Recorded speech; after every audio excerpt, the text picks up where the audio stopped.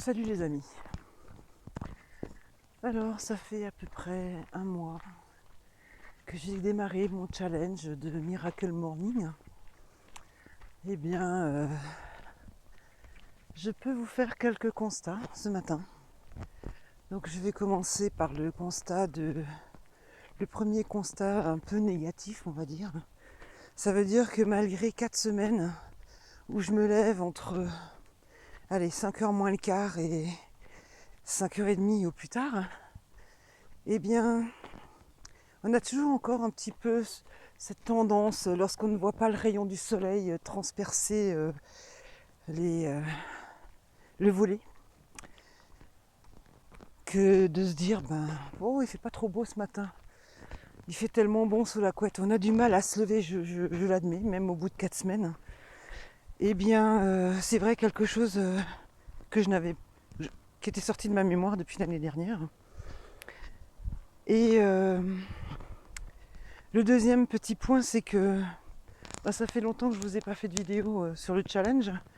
J'ai fait focus sur des vidéos concernant le stress et l'insomnie dans une autre série de vidéos. Et voilà. Donc je reviens vers vous pour vous dire qu'il y a quand même aussi des choses très positives. Ça veut dire que depuis que je marche tous les matins, déjà, je suis beaucoup moins essoufflée qu'avant. D'ailleurs, vous pouvez le constater, comme je parle presque toujours en marchant, que je suis beaucoup moins essoufflée qu'auparavant, qu'au tout début de mon challenge. Et puis, toutes les vidéos aussi que je fais, malgré mon manque d'habitude,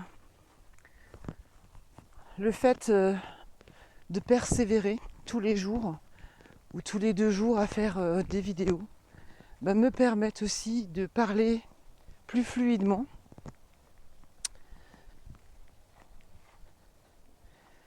et de m'améliorer tous les jours un peu. Je vous montre toujours un petit peu le paysage. Bon, je suis remontée dans les vignes car comme ça fait plusieurs jours qu'il fait plutôt pluvieux, eh bien c'est sûr que les odeurs de soufre et de traitement, on les ressent beaucoup moins. Et c'est vrai que là-haut, la vue est magnifique.